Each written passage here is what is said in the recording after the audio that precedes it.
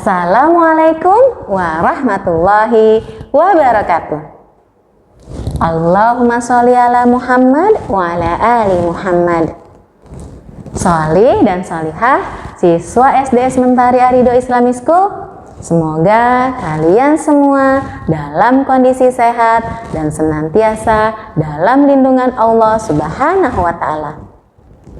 Allah Subhanahu wa Ta'ala akan meninggikan orang-orang yang beriman dan diberi ilmu pengetahuan. Oleh karena itu, Ibu Guru berharap kalian senantiasa bersemangat dalam menuntut ilmu setiap harinya.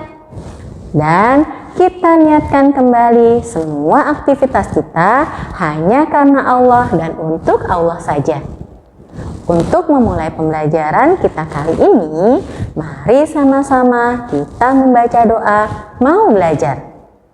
A'udzu billahi minasyaitonir rajim.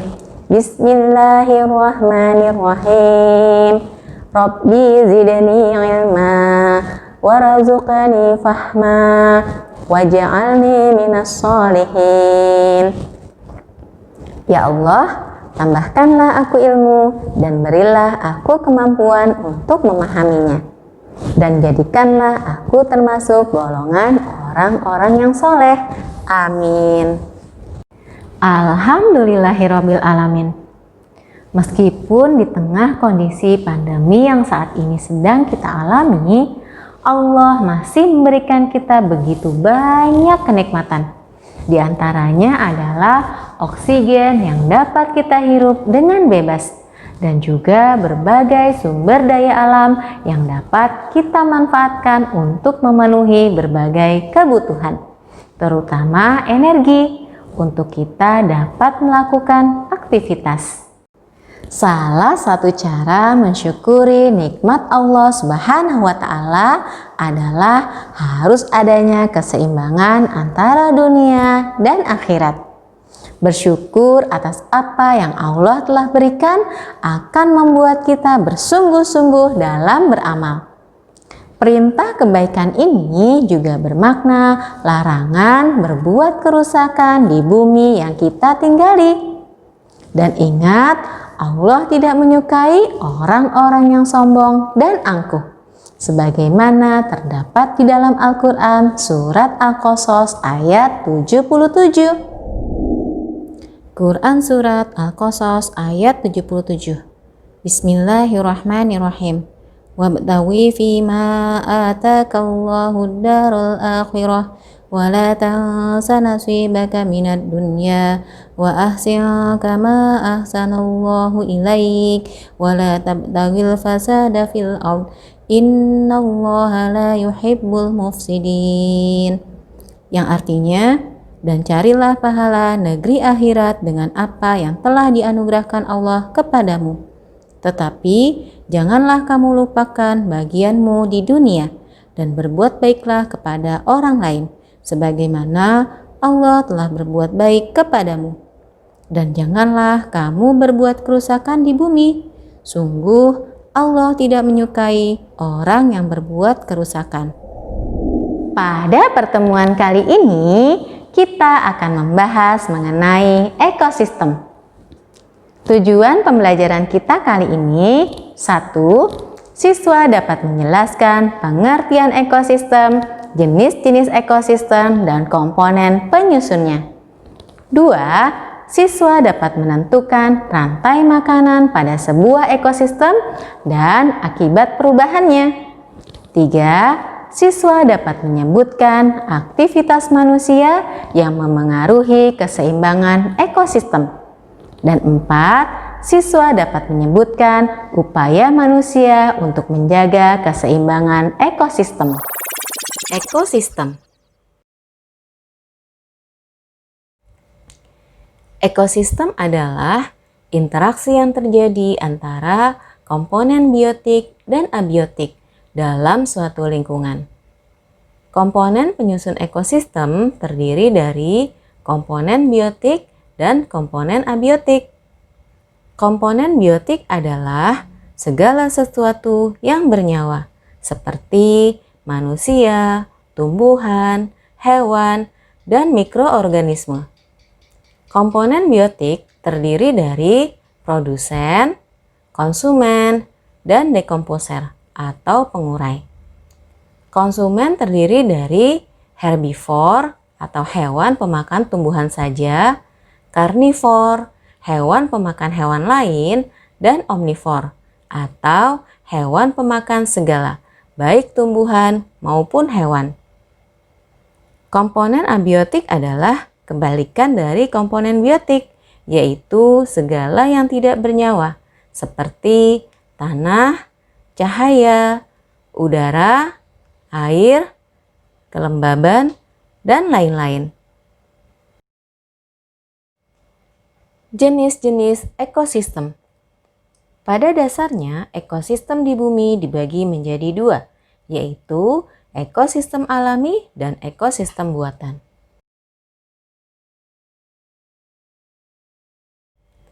Ekosistem alami.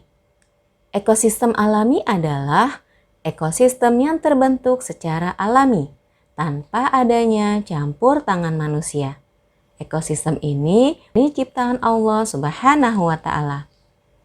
Ekosistem alami dibedakan menjadi dua, yaitu ekosistem darat dan ekosistem perairan. Contoh ekosistem darat adalah ekosistem gurun. Ciri-ciri tempat ini adalah kering dan berpasir, sehingga tumbuhan dan hewan yang dapat hidup di tempat ini adalah jenis yang dapat menyimpan cadangan air, seperti kaktus dan unta. Yang kedua, ada ekosistem hutan hujan tropis. Ciri-ciri tempat ini adalah memiliki pohon yang tinggi dan besar, serta semak-semak yang rimbun. Yang ketiga, ada ekosistem padang rumput. Hewan yang hidup di lingkungan ini pada umumnya termasuk hewan herbivora dan pemakan rumput, seperti zebra, rusa, gajah, kanguru, dan lain sebagainya. Selain itu, ada juga hewan karnivora seperti harimau dan singa. Contoh ekosistem perairan adalah ekosistem air tawar dan ekosistem air laut. Ekosistem buatan. Ekosistem buatan adalah ekosistem yang merupakan buatan atau ciptaan manusia. Fungsi dari ekosistem buatan adalah yang pertama, menjaga ekosistem alami tetap seimbang. 2. Melestarikan hewan atau tumbuhan yang terancam punah. 3. Memenuhi kebutuhan. Contoh dari ekosistem buatan adalah 1. Ekosistem taman kota. 2. Ekosistem waduk. 3. Ekosistem kebun binatang. 4. Ekosistem hutan produksi, dan lain sebagainya.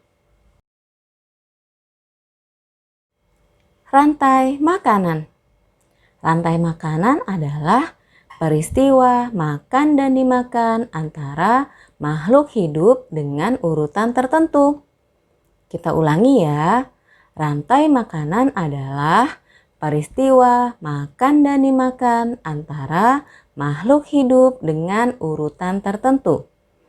Perhatikan gambar di bawah ini. Rumput dimakan oleh rusa. Rusa dimakan oleh singa. Rumput, rusa, dan singa yang telah mati akan diuraikan oleh jamur. Hasil penguraian tersebut digunakan tanaman untuk menyuburkan tanah tempat tanaman tumbuh. Suatu rantai makanan terdiri dari beberapa tingkat. Tingkat pertama diisi oleh produsen. Produsen yaitu makhluk hidup yang mampu menghasilkan zat makanan sendiri. Misalnya tumbuhan hijau seperti rumput, padi, dan tanaman-tanaman yang berhijau daun yang lain. Tingkat selanjutnya ditempati oleh konsumen. Konsumen dalam rantai makanan berarti makhluk hidup yang mendapatkan makanan dari pihak produsen. Mereka tidak dapat mengolah makanannya sendiri.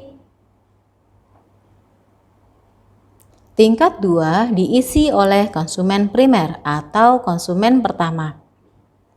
Konsumen pertama biasanya hewan herbivora seperti rusa, kambing, dan lain-lain.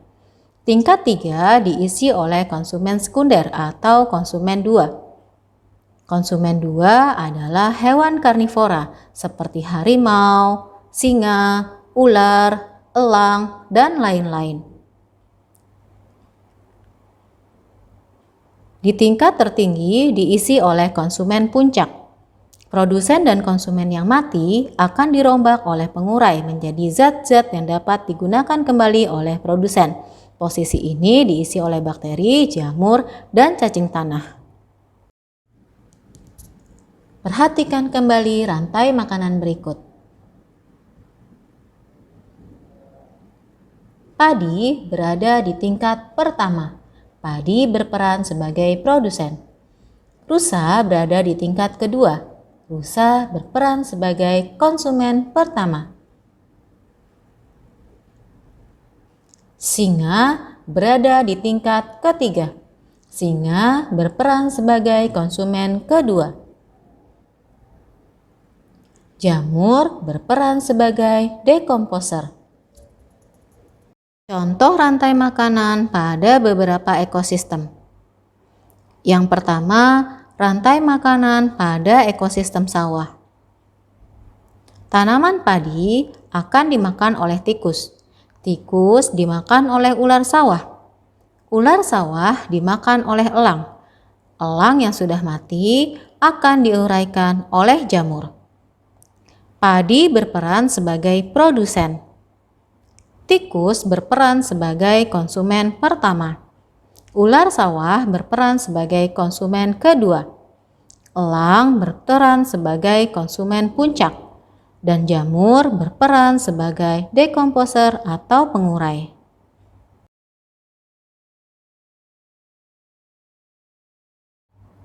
Yang kedua, rantai makanan pada ekosistem laut.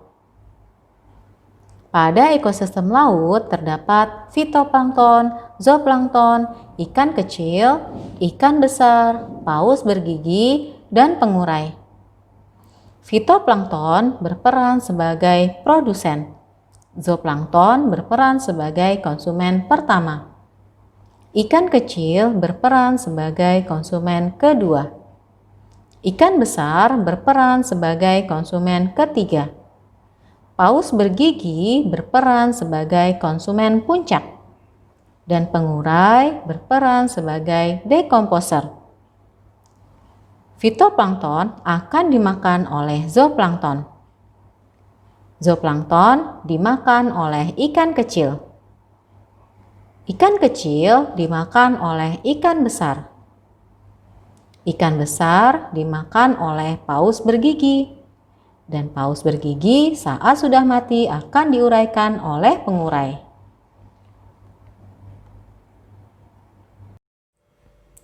Jaring-jaring makanan.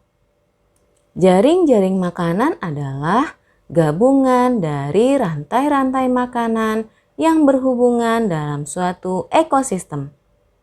Ibu guru ulangi, jaring-jaring makanan adalah gabungan dari rantai-rantai makanan yang berhubungan dalam suatu ekosistem.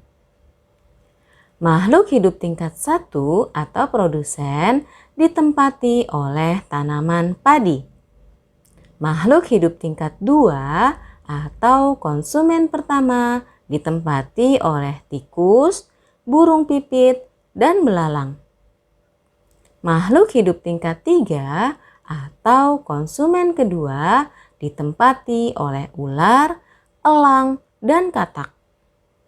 Makhluk hidup tingkat 4 atau konsumen ketiga ditempati oleh ular dan elang.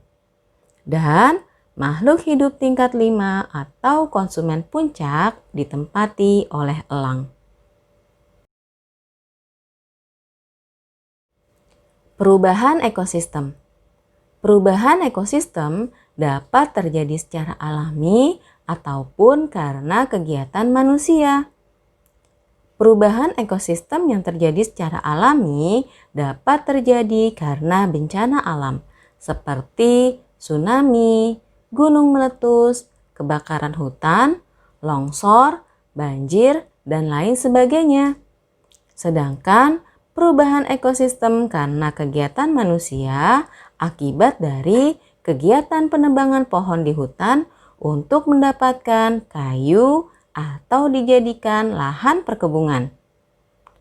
Perubahan ekosistem akan mempengaruhi jaring-jaring makanan yang terjadi pada ekosistem tersebut, sehingga susunan makhluk hidup dalam jaring-jaring makanan juga ikut berubah.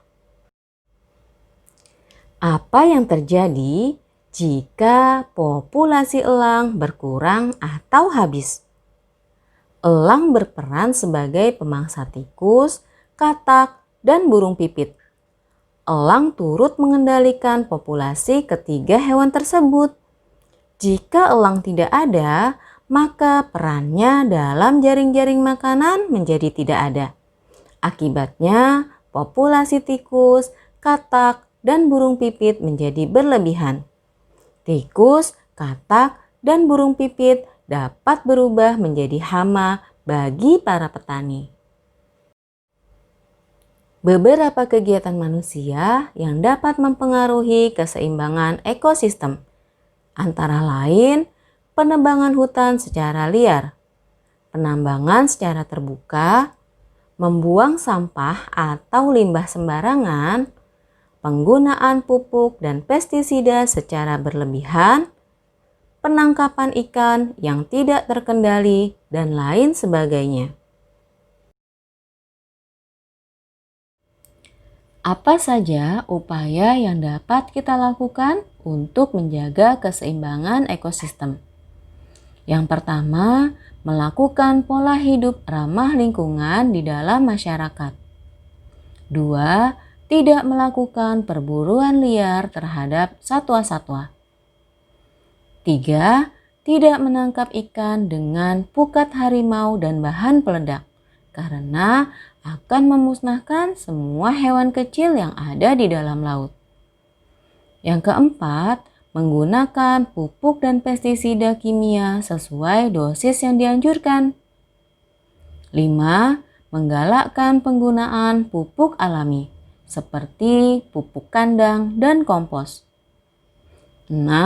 Mengolah limbah sebelum dibuang ke sungai atau saluran air. 7. Tidak membuang sampah sembarangan. 8. Melakukan proses daur ulang untuk sampah yang dapat dimanfaatkan.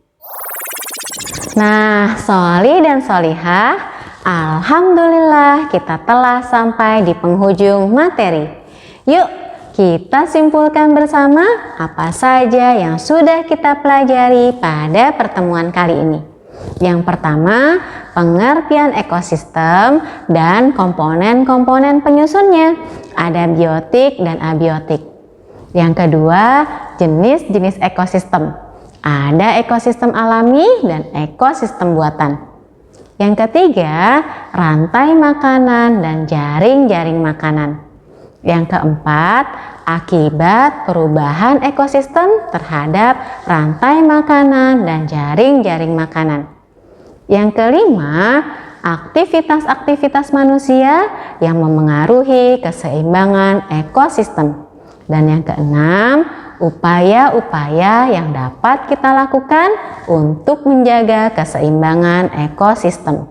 Melalui pembelajaran kali ini, kita semakin mengetahui kemahabesaran Allah dengan segala bentuk penciptaannya yang begitu sempurna. Allah Subhanahu wa Ta'ala mengizinkan kita untuk memanfaatkan alam ciptaannya untuk memenuhi semua kebutuhan.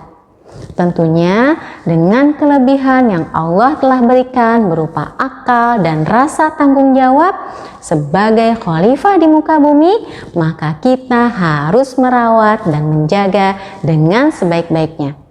Gunakan secukupnya dan tidak boleh mengeksploitasi secara berlebihan. Kita akhiri pertemuan kita kali ini dengan membaca Subhanakallahumma wa bihamdik Asyhadu an la ilaha illa anta astaghfiruka wa atubu ilaik. Maha suci Engkau ya Allah, segala sanjungan untukmu. Aku bersaksi, tiada Tuhan melainkan Engkau. Aku memohon ampun dan bertaubat kepadamu. Wassalamualaikum warahmatullahi wabarakatuh.